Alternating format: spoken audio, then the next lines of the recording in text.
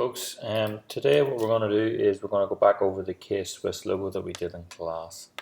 What we're going to be starting off with is we're going to have a folder which is I've called K-Swiss here, and within that we've got the K-Swiss logo JPEG that I sent around the whole class. I've just saved it as blue-red.jpg. Okay, so the first thing that we're going to do is go back into Illustrator. So you can find Illustrator probably in the bottom menu, or as I have already had it opened here. So go to File menu and go to New. And what this does is brings up the New Document menu. And as we went over in class, then a lot of these are kind of self-explanatory. Whenever you click into the option, you can see what they mean. So I'm going to title it K-Swiss Logo 1. We only need the one artboard, and we're going to have it as a size A4. Make sure we're in millimeters, so 297 by 210, and we're going to put it into landscape orientation, which is the right hand one. Not going to worry about bleed for this one. We're going to click OK, and this is our artboard then, all up on screen. Going to make sure that the correct windows that we need are open on the right hand side. So at the minute I have the color palette open. I have align and transform, which I put in here. And I have the Pathfinder as well, which I'm going to need later on. We've got a color palette here, we've got a swatch palette here, and that should be fine for the time being. So on the right hand side then what we have is the main toolbar. So going back over some of the features of these that we've went through in class, we've got the selection tool, which is up here at the top. We've got the direct selection tool with the one beside it. We're going to use the pen tool today as well. You might want to chance the type tool, but I wouldn't advise it. We're going to use the shapes tool here, the rectangular shapes tool. And there's a few other ones that we're going to use as we go along, the likes of the eyedropper, which will pick up the color. And then, for instance, you might want to use the pan tool or the magnifying tool that you want to use here. Pan tool, as I said in class, also has a shortcut where you can hold down the space key and you can bring up the pan tool like so, and your cursor moves, and then you can move the actual page around. First thing we need to do is we need to bring in our JPEG. So going to our file menu, we're going to place the JPEG within our file. We're going to go to our logo where we've saved it. It should be a folder called K-Swiss, and then we're going to select our K-Swiss. Okay, so bring that in. We can place it onto our page. So using the magnifying glass, you can magnify in and out. So by default, magnifying will increase or zoom in. By holding the Alt key on your keyboard, it changes it to a minus symbol, so you can actually zoom out as well. There are also shortcuts on your keyboard you want to use for zooming in and zooming out, which is the Command key and the brackets key, which are over beside your, or sorry, the plus and minus, which are up beside your backspace. Okay, so you can do that as well. So first things first, we want to lock this in place, and we do that by selecting the object, going to the object menu and going to lock selection. So that now has it locked in place and I can't move it or drag it or resize it. So what we're going to do first is we're going to take our pen tool, okay, which is here. You can see we've got the pen comes up as a cursor. I'm going to pick a point then to drag out and drop our lines in. So clicking once and then moving across, and okay, clicking again, moving across. And as you've seen there in the last point, what I did was I went back to my anchor point and clicked again, and what that does, it takes away this handle. Okay, so we're doing that then, it does that. If I didn't do that and then try to create the next line, what this handle is doing is actually pulling the next line away from where it should be going. So to cancel that out, just click back on your anchor point, and then as you move down, click the next point, you've got free rein to shape and mold the vector how you see fit. Back to the anchor and cancel that again, and then we're going to do the last one down here, down at the bottom, cancel the anchor, back up here. And moving on, all the while holding on to the mouse key so that I can manipulate the vector. Okay, now we've got to this point here. By default, whenever you do a shape, your fill will have a white on it over here, and the stroke color will be black. So to actually see behind this, I need to take off the fill color. To do that, I need to basically apply a no color to it, or transparent. So this white square with the red stroke to it, I'm going to click that into the fill. Now my stroke is still selected, and what I can do is just go back and pick up where I left off. Click in here, and then I'm going to finish up here. Okay, if I just use my selection tool, I will drag that out to the left. Okay, so it looks okay, not bad.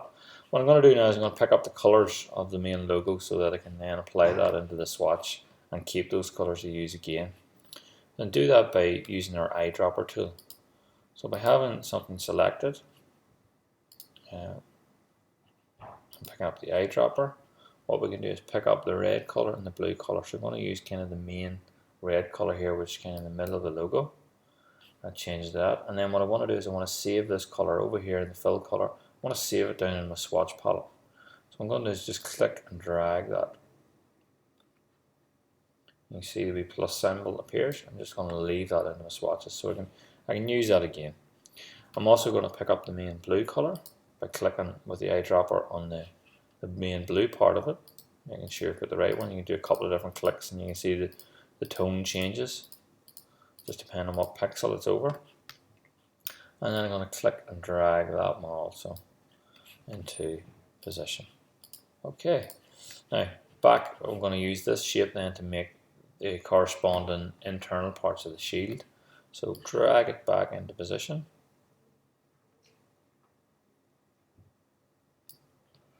And take off the fill color. And I can apply a random color so that it stands out against the blue and red backdrop, like so. Now you can see here that some of the lines just aren't perfect enough. So what I'm going to do is I'm going to drag it into kind of a common position where it should be, and I'm going to use the direct selection tool to select some of the parts of this that just aren't correct. What you do with direct selection tool is you can actually directly select anchor points, and then the handles of that anchor point appear, which allow you then to manipulate. Okay, so we've got the first outside border done again. We've got it outlined in a stroke color, which is like a lime green color. It's just off our swatch palette here, and it's just standing out nicely from our green, or sorry, our blue border. So what we're going to do is now we're going to offset the path of this. So I've shown this in class again, so we're going to go back over it again. So making sure that your path or your object is selected. Because it's an object, we're going to change it. So obviously we go to the object menu to try and tweak that. So go to object, we're going to go down to path, because that's what we're changing or offsetting. And we go to the option that says offset path. Clicking that gives us the options within the offset path menu, and gives us a standard offset of 3.5278 millimeters. So we're going to change that, and we're going to see what it will look like. I think we had something like 2.5 in class that worked. So click that, and then we tab forward, making sure that the preview is selected. So obviously it's gone that way, which means that it's going outside the boundary. So we need to make sure that we want to go inside the boundary. So we give it a minus value. So we hit minus in front of that. It's automatically changing. And if we sort of scroll around our object, it looks okay. Maybe we can drop it maybe to 2.4. Yeah, not too bad. Not too bad. We'll go with that. Okay. Now, obviously, if you've stretched or changed or tweaked your original K-Swiss logo at any point, then your values that you put in for the offset will be completely different than mine, and that's just down to purely scale. If you've made it bigger, you've made it smaller, so on and so forth. So you just work with what's correct for you and what you see on your screen. Don't be going to the letter of the law with what I've put in as my values. So we've created the second one here, and we're going to do the exact same thing again. We're going to go to our object menu, we're going to go to path, going to offset the path, and the menu will come up again. It's giving us the 2.4 again, so maybe is that correct? We'll click preview and we can see that it's not too bad. It's giving us a good starting point. We're going to have to maybe tweak some of these points, but so we'll click OK on that. And the last one, go back to object again, making sure that our new path is selected. I'm going to hit preview, and that's far too much. We're going to bring that down to maybe minus 1.8. And yes, it's okay. Maybe you can go to 1.7. See what that looks like. That's not much. Okay, so now we've got kind of a starting point. We've got to offset these. We're going to try and tweak these a wee bit now. So as I said before in class, you've got the main black arrow, which is the select tool, but beside that you've got the direct selection tool, which allows you a bit more in-depth selection options. So you can actually go in and select anchor points, tweak the path, tweak the handles that control the curvature of the paths, and overall have a bit more control over the exact shape, size of your object. So we're going to just select these paths. We're going to tweak these a wee bit, making sure we're not going crazy with them. So I'm just selecting these anchor points, tweaking the handles, making sure I've got nice curves. The first thing to do when you're tweaking paths is to move the anchor points where you want them and then pull and push at the handles. Don't be trying to manipulate a line with a handle and then the anchor points. The anchor points are kind of the main junctions of where a path will change direction. So you start with those first, and just to reiterate, an anchor point is kind of the dot on the path. Okay, so just tweaking this, going around. Some of you might not have to do this. Okay, first time I did this, it didn't have to. It's just sometimes you get more accuracy depending on how you've drawn the first profile. But I'm just showing you that if you are at this stage, you're the same as me and you need to, you know that you can do it. And it's, again, guys, it's like doing the CAD, it's like doing any type of graphics. There are multiple ways of doing it. There's no really right and wrong as long as you end up with the correct result at the end. Okay, so don't be frightened that be frightened by having to tweak things or edit it slightly. Now, so if I zoom in on this point here at the main kind of center point, I'll see that there's actually 3 anchor points. So I can select each one of them individually, or what I can do is actually draw a little, click and drag, draw a little selection box around that. And then what I'm going to do is I'm going to try and move these up manually. So you can try to move them up manually, or if I undo that, I can just tab it up with the wee arrow keys on my keyboard. Just tab it up in small increments. Sometimes increments are too much by using the keyboard. Sometimes they're just enough just to tweak it enough to get it where you want it to be.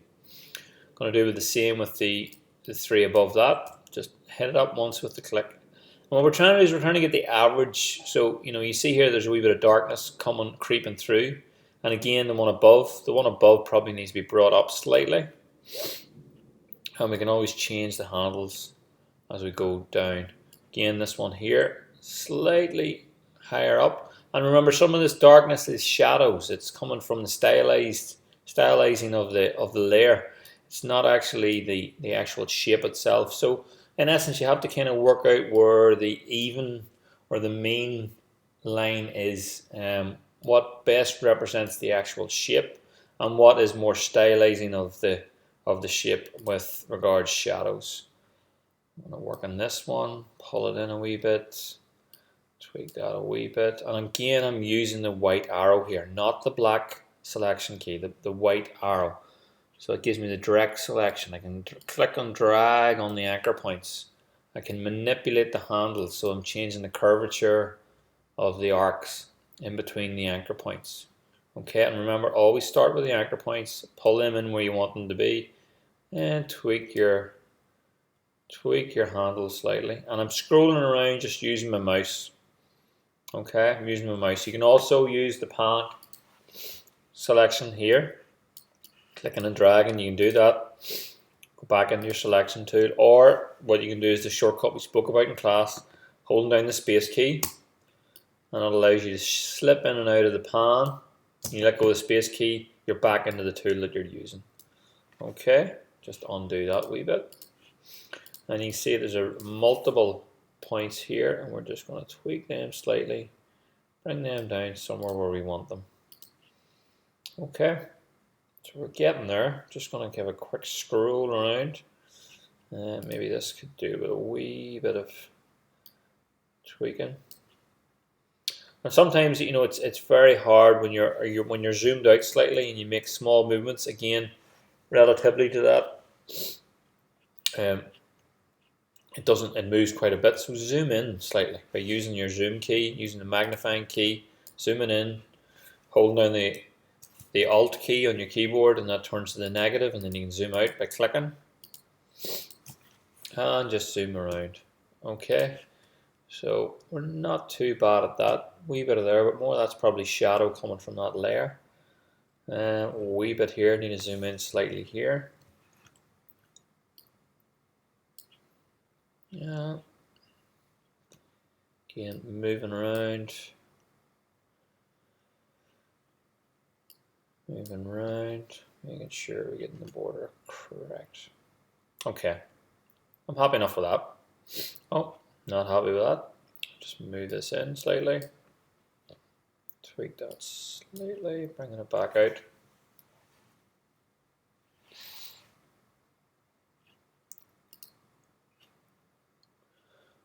I think that's more shadow than anything else.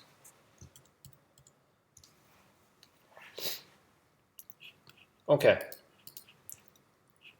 that's that. So we're happy enough with that. What we're going to do now is we're going to drag out our colors, take out our colors out of our middle point here, and we're going to use the eyedropper for that, which is over here. And what we're going to do is we're going to take the eyedropper, take this color out, add it to our swatch.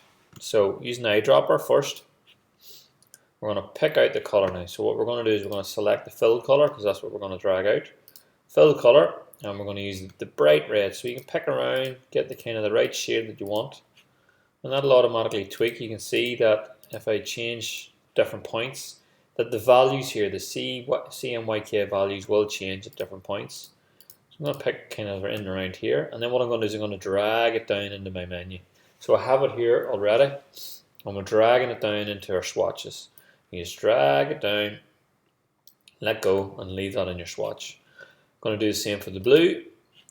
Okay, and we're going to drag it down and leave it in a swatch. Now, as you can see, the gradients that we're going to deal with later on as we go through the tutorial are that it does gradient out from a kind of a strong pure blue, pure red, down to darker red and darker blue at the extremities of the shape. So we're going to pick one of these darker reds. I'm going to drag that down into our swatch palette. And the darker blues, we're going to drag that down again into our swatch palette. So what we should have is 4 new colors on our swatch palette that we're going to use as we go through the rest of the tutorial. Okay, so now that we have our colors all selected and into our swatch palette, we're going to start applying those to our different shapes, our objects that we've already created. So starting off with the first one, because it's on the base layer.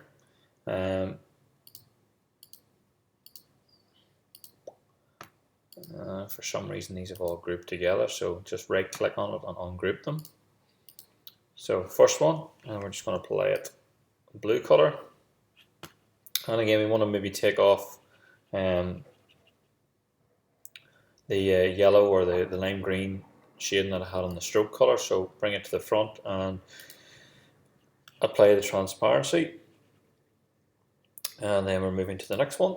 And again, same option, take off the stroke color and apply the white to the background. Fill color, next one, it's going to be blue. We're taking off the stroke color. And the last one, which is, can anybody tell me? Red. Okay, so, alright, double click on that. We're going with the red on that. Okay, now what we want to do is we're going to cut away this as we went through in class. So we're going to actually need two of these layers. So one is going to be the red, which is going to have cutouts of the K-Swiss letters on it. And we're going to need the background to that, which is the white. So what we're going to do is we're just going to copy and paste that. So keeping it selected, we're just going to go to copy, and we're going to go to paste. And we're actually going to drag it down. Before we do that, we're going to keep the original one as the white one. So change it back to white.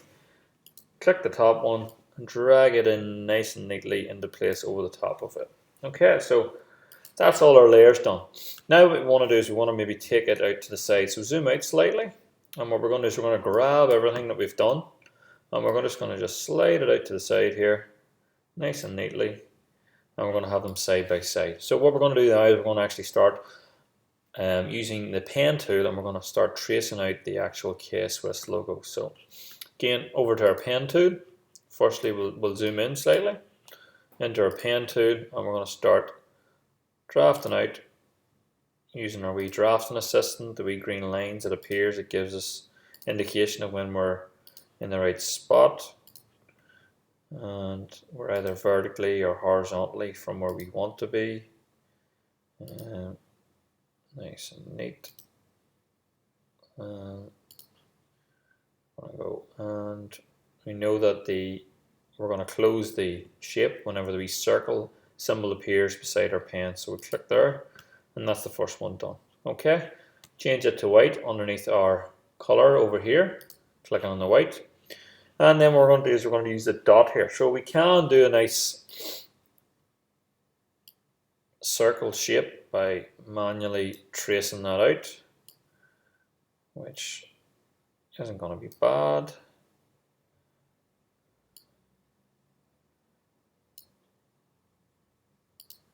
Okay, but it's not going to be perfect. Okay, you're going to have to play about with that. So what we'll do is we just delete that. So clicking on it and delete on our keyboard.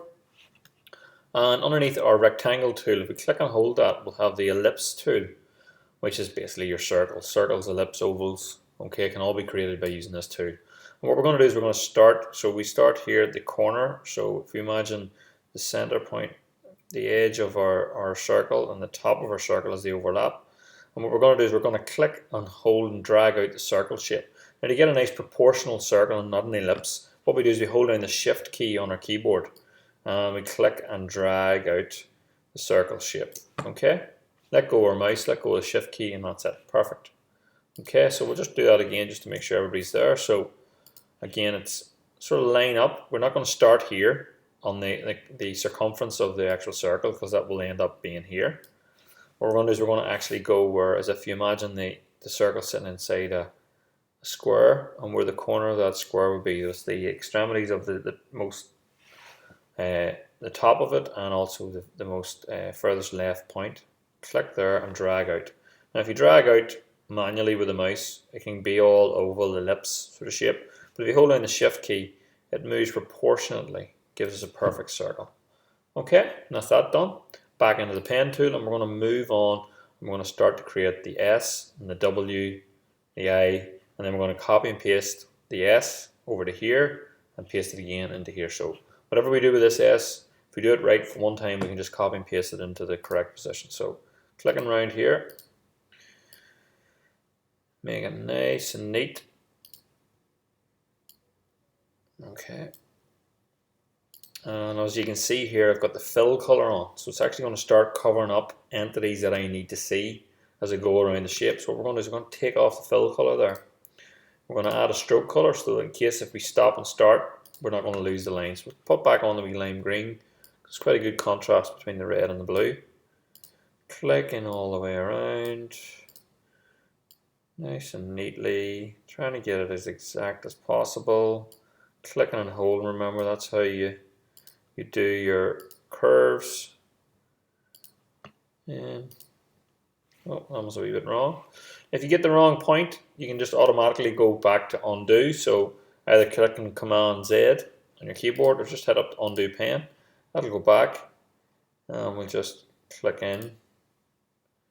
It'll continue on. As long as you don't click out of the tool or click the mouse somewhere else, you just hit undo. You can always just go back to the last point, and it will pick up automatically from there. and clicking around our shape like so.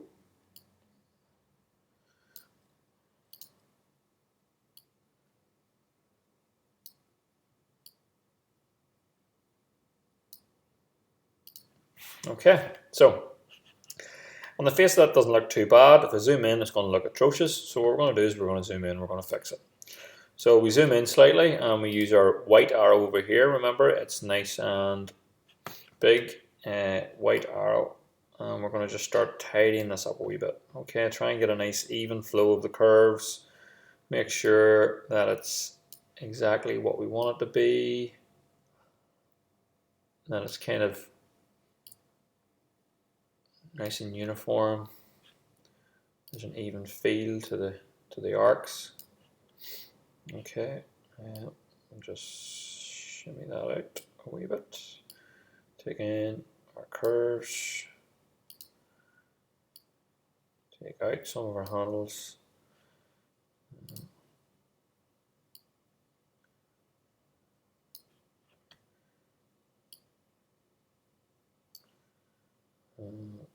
Remember, if you want the handles to be live, you need to click on the anchor point that it's connected to.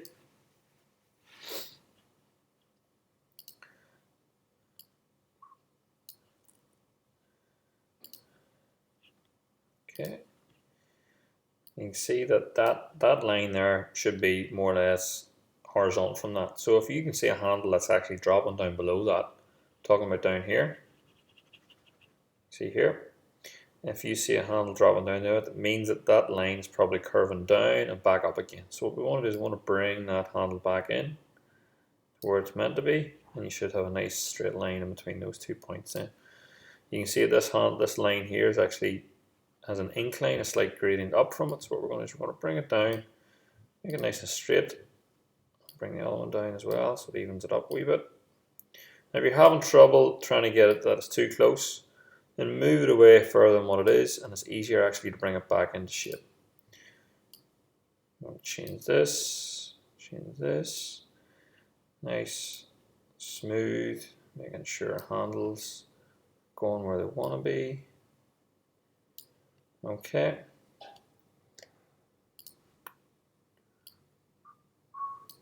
Nice, and this one here a wee bit out, and it should be back in.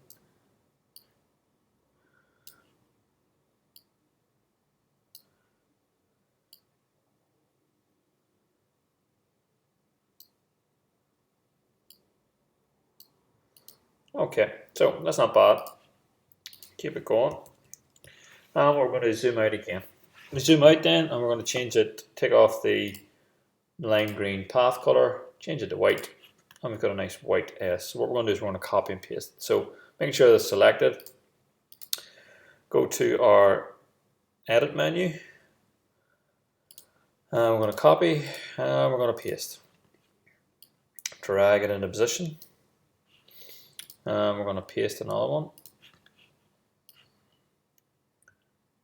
Okay.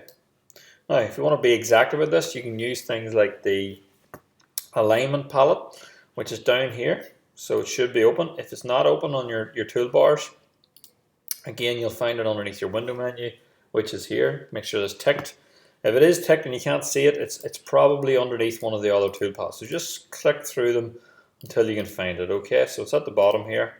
I actually like to keep the pathfinder, the transform, and the align sort of all together because they're usually about editing shapes, adding, subtracting them, transforming, sort of align them. So it's good to have these palettes all up together. So what we're going to do is we're going to just make sure that all our S and K's are all in a row. So we're going to click and hold down the shift key, click again, click, click, make sure they're all selected, and we're going to just make sure that they're all aligned along a baseline, which is this one here. So align to a bottom. That's them all nicely on the bottom. So last thing we're going to do is we're going to put in the W and the I here. Do the I quite quickly just by clicking on the rectangle tool. Start at the corner of our shape, click and drag out. Presto, we've got an I. Okay, back into our pen tool.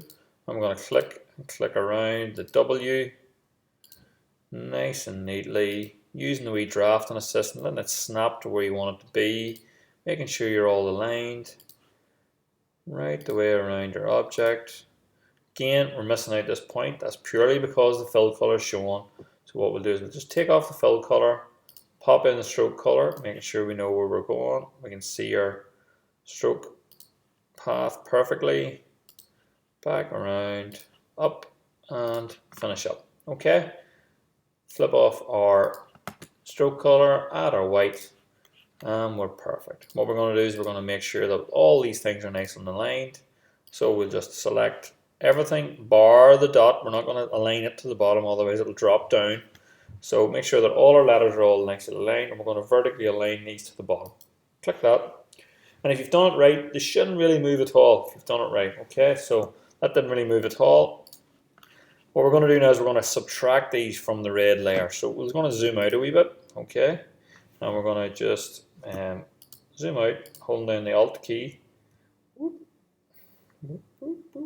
Okay, I'm scrolling to the side there with the magnifying glass and it's skimming out. So drag back in our group of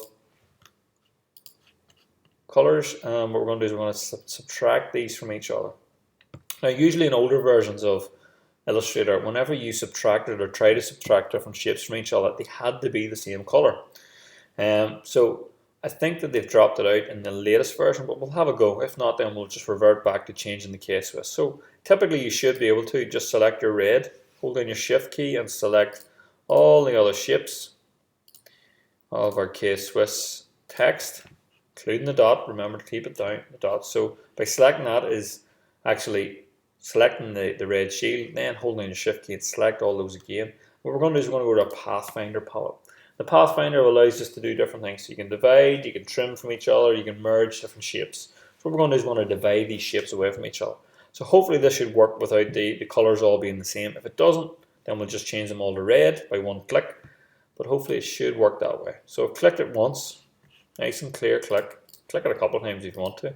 What we're going to do is we're going to select these. And have we got a shape? And what we'll do is we'll check. And yeah, we have. Okay. So you don't need to have them the same color in these latest versions of Adobe Illustrator. You used to in the past, but obviously they've changed it, tweaked the functionality of it a wee bit. So it makes it a bit smoother. Okay, so nice and clear on that. What we've done then, if we've taken the K-Swiss text and we've actually taken it straight out of this red shield, nice and clear. Okay, so moving on, we're going to go back into our selection tool. We're going to select all of our shield and we're going to move it to the right again of our shield. And what we're going to do is we're going to take out these colors. So what we want to do is we want to subtract away again these white bits from the red shield so that what we can do is we can see the white below it again. And it means that whenever we put on our final effects, such as the drop shadow, so we stylize our layer a wee bit, or stylize our object a wee bit, that the drop shadow we can apply and give us this nice shaded sort of 3D, 3D effect, this kind of beveled, embossed effect to it, so it shows that it's gives it a wee bit of 3D. So what we're going to do is we're going to draw out these white bits here. Okay, so clicking on the pen tool, and you can zoom in slightly if you want to. So just zooming in, I'm using the command key and the plus and minus like I showed you in class. So what we're going to just zoom in slightly. We're going to just draw out our white areas, okay, and finishing off on that, trying to map it back to the original shape. Now, whenever we map these onto our new vectors, they might need a wee bit of tweaking, okay, because remember, you're actually drawing off a kind of blurred, pixelated line, so there might be a wee bit, and you might see a wee bit of a gap like I'm seeing there, but don't worry about it too much, okay? And what we're going to do is we're going to move across, and you can see that it's snapping to this last shape. So it's telling me that I'm directly horizontal to that, same starting point. We're going to just go nice and neatly and keep it to the white. Again, making sure we close off our shape. And again, we move across, scroll down with our mouse, make sure we're nice and level with it. Back and tweak the end of our handle so that it doesn't affect the line. Get a nice straight line, close off our shape and move on. And we're just moving through these shapes so that we're going to cut this red shape away from it. Okay, now that's giving a wee bit of white now, so we'll tweak that whenever we probably put the shield if we need to, whenever we put the main shield body straight over the top of it, just to make sure that it doesn't really give us a wrong colour streaming through. And the last thing that we're going to do is we're going to just keep this going nice and neat and finish it off. And just this last wee bit. Okay, now this one again, it's got a nice arc shape. So we'll sort of split it in two, make sure that we kind of get a nice fluid looking natural arc to it. Nice and smooth. Okay, we're going to finish that out. So back out of our selection tool, and we should have all these together. Okay, and the last thing we're going to do is we're going to draw the red ones as well, because the red ones are obviously a different color, so we need to make it a different object so we can apply a different swatch color onto that. So again, back into your pen tool, and what we're going to do is we're going to just draw along these blue lines. Okay.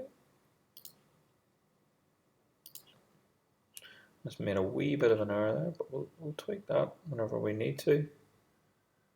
You can see there that the blue lines need to start slightly higher than the white bit that's coming out because of the wee bit of a bevel shadow that they have applied to it. So zoom out slightly and we'll just start that pen tool just slightly higher than our red counterpart.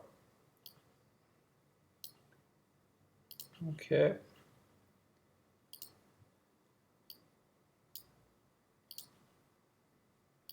Alright, and what we're going to do is we're going to just change this little corner point of this one. So just using the white arrow drag selection, just pull it up in the shape. Okay, so we should have all those nice and neatly, and what we're going to do is we're going to drag the shield shape back in on top of it. And because these have all been made before, obviously they're below it in the layer. So what we'll do is we'll look at this in the layer palette, and this will just give you an idea of the hierarchy to the actual document that we've created here. So just dragging this over, and you can see that the layer, it's all technically on one layer, but below that layer there's all different paths, all different groups that are all different linked together. So you see at the very bottom is our original linked file, the original JPEG that we've drawn, and then all the different shapes that we've drawn on top of that, from the strokes, paths, and so forth. So that's kind of the hierarchy. So you can still move these up and down in layers, make things above and below it. So you can see that the last few things that we had, if I click on that, okay, the last blue, that's the last blue stripe, is that one there. And you see they're sitting right at the top of the pile, okay? So you can get into more layers as we go through and get a bit more advanced with it. So what we're going to do now is we're going to select each one of our stripes that we've just drawn. Okay, so I'm holding in the shift key obviously, moving across, making sure that they're highlighting, getting all our red shapes. Last one, keeping the shift key, and we're going to select the red one again. What we're going to do is we're going to use a pathfinder again, we're going to divide these off again. So clicking on that, back into our direct selection, and what we're going to do is we're going to delete these then from our shape. So all the little thin red ones will be deleted, like so. Make sure that you're in the shape whenever you're selecting, and what we're going to do is we're going to select our two blue ones, and we're going to change them to our blue shapes. Okay, so what we want to do is we want to just select that, and we're going to move it out to the right hand side just to see the difference then as we go forward from this point on. So you can see that there's a wee bit of an overlap, so it might not have happened in yours, but it has happened in mine, and I'm quite happy it has, because if one thing can go wrong is that you want to see how to fix it. So if it goes wrong on mine, I can then show you how to fix it. So what I'm doing, using the direct arrow, and I'm moving my anchor points so that it overlaps, and I'm trying to get rid of any visible red showing. So magnify in, utilize the tools that are there for you, and we're going to just change our arcs. Okay, make sure that you're selecting the line of the shape. So I'm going to go and okay.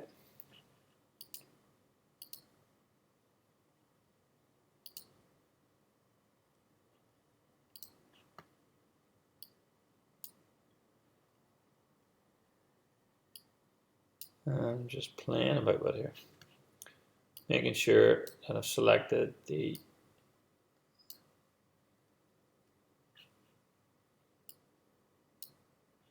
okay. So that's that. We'll move around, and you can see that there's a wee bit of an overlap here. So make sure that's blue. Yep. So I've actually taken that off that, which shouldn't be. So it's tick, and it fills up nicely. Okay. Same with this part. We want to make sure it's blue. Okay. Checking this is blue.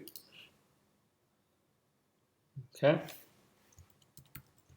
We see we've got a wee bit of a red band here, so what we're going to just tab this across. So selecting, zoom in, select this section, holding the shift key and select that.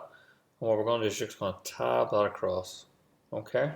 Now that leaves this bit white, but what we're going to do is we're actually going to move this path. So just drag that path over, and it should lock nicely into place. Okay. And moving around our shape, I just drag that back into here, clicking on the anchor point, drag it nicely into there. Make sure our handles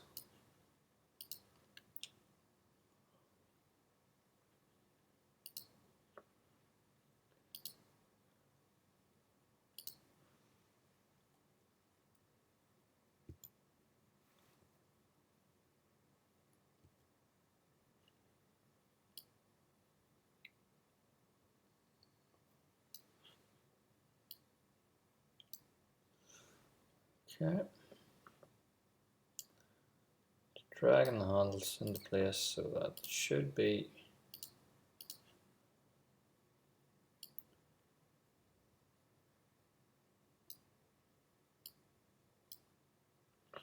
okay. Enough. Now we're going to just focus on the bottom bit and make sure it all lines up. So zooming in, and it's a wee bit of a mess. So what we're going to do is we're going to just tweak everything manually by selecting on it with the white arrow. We've got a wee bit of a hurry bit, so we just select that, delete it. And we're going to make sure that all these things go neatly to the bottom.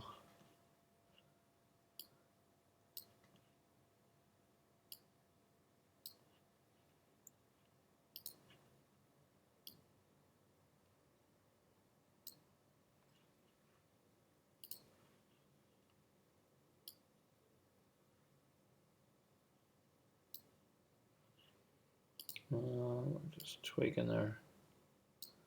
Blue. Now, what you need to use the white arrow. If you don't use the white arrow key and you use the black arrow key, it's going to move the whole object, which means that yes, it moved down that way, but your top's going to move and be wrong. So what we want is make sure that this is still in place, which it is. Okay. Now we can add these bits and pieces together, so we can add this blue bit and this blue bit together by using the Pathfinder if you want. But for instance, it's only going to be used as a graphic.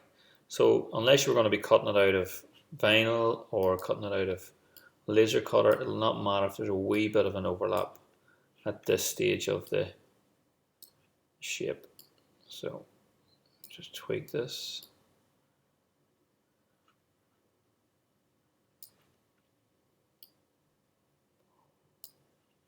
Okay, and we're just slowly but surely getting around to line up nice and neatly and to be where we want it.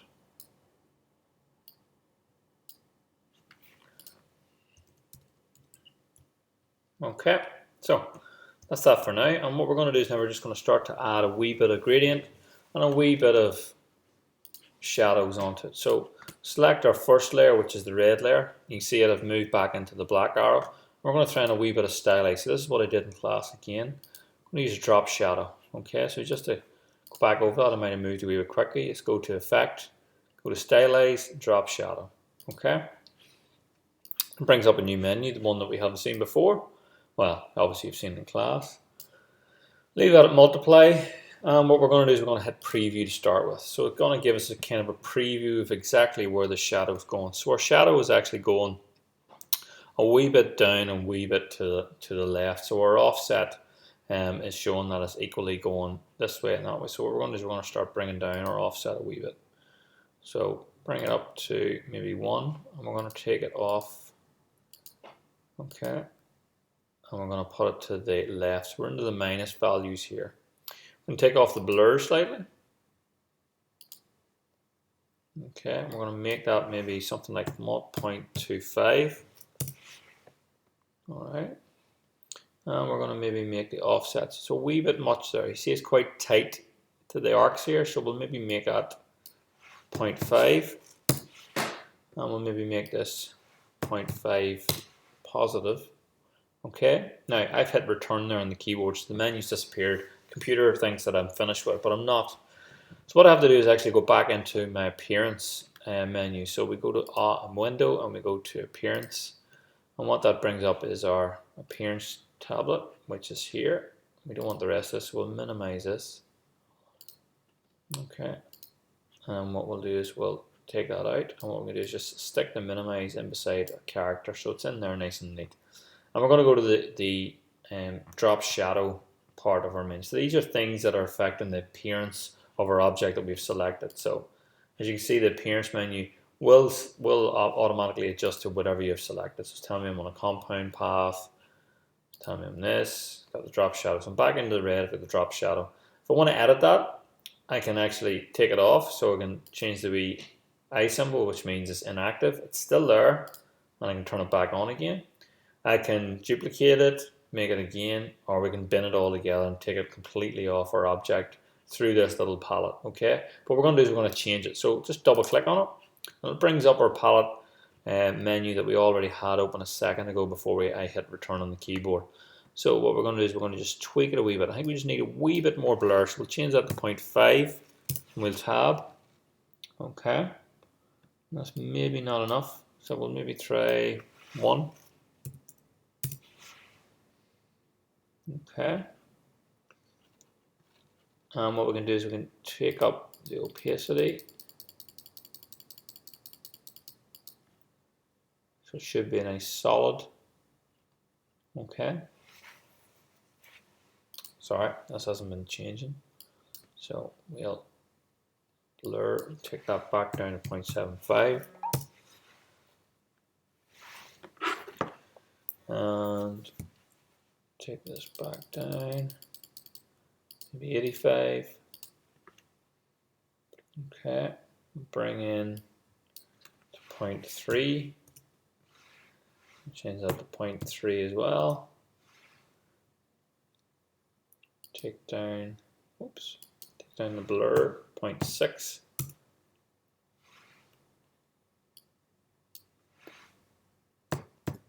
Okay, 0.25. So it's a wee bit of trial and error here. We're going to try and do it a wee bit more. 0.4. Okay, that's not bad. Leave it at that. So we've got multiply at the top in the mode, 85%. We've got it at minus 0.3 of a millimeter. So it's going, your shadow's been cast to the left of the object as you look at it. The Y is at a positive, so it's moving down, and the blur then is 0.4. I'm clicking OK on that. Alright, so we're not going to get it exactly like that, but it's not too bad at that. We can change and play about with it, but you can tweak that as you go through the process. Okay, so what we have here is our nice sort of shadows applied a wee bit. It's very subtle. What we're going to do is we're going to apply the gradient to it. So as we went through in class again, the gradient tool, what we're going to do is we're going to apply nice gradient color, and we're going to go from our bright red to a dark red. Okay, so what we're doing is we're changing the gradient to this. Okay, now as you can see that when I've changed that, it's actually affecting all of that, so I don't want that. I just want the red part. So we'll do undo gradient, we'll deselect that, and what we're going to do is we're going to just use the direct selection tool. Okay, and we're going to just hit gradient again, and what that'll do is just change this red gradient of what we want. Okay, go into the gradient tool, and it's telling me the gradient is going the full width of my object. So what we're going to look is we're going to look for the full width of it. And you can see here that it's getting very dark, lighter, dark again. So what we're going to do is we're going to have dark red here, and the light red in the middle. It's quite easy to do. What we're going to do is just, we've got our scale here that represents this line on our palette. We're going to just start dragging down our shape. So we'll start off with putting the light red in the middle, and we're going to take our deep reds to either side of our object. Okay, now a wee bit strong, so what we're going to do is we're going to blend out the bright red a wee bit to pull it out to the edges a wee bit either side. Okay, and a wee bit like that. Alright, so it's a wee bit inside. Now what you could do is you could try it with a radial, but probably at this stage a nice linear gradient is probably easier for you guys to achieve. But as you can see, there's a wee bit where it sort of darkens a wee bit here. So what I'm doing, I've done a radial, so I've started with a gradient tool, dragged it out to full width, and then using these points here, which are the pathways of the shadows, I've taken out and made it that, so because it's kind of getting dark in this curved shape. Okay, so I think by using this radial shape, it's a wee bit more accurate. Okay, and as you can see, it just gets deeper here, what we want, deeper here, deeper all along these extremities, and we're just trying to emulate that a wee bit. We can make it a wee bit more so it doesn't get fully dark. We don't want to go too dark at the edges, so we can drag out our shape a wee bit. Just okay, that's not bad. That's not bad. We'll go with that for the time being. Okay, so what we're going to do is just looking at this. There's a wee bit probably of darkness that could be achieved better. So we'll go back in and select our red part using the white arrow key over here. Okay, so we'll go back in, and what we're going to do is we're going to go back in, and when the appearance group here is selected, click back into the group so that it brings us back to the overall. Double click on that, and what we're going to do is we're going to maybe just reduce a wee bit of blur in this.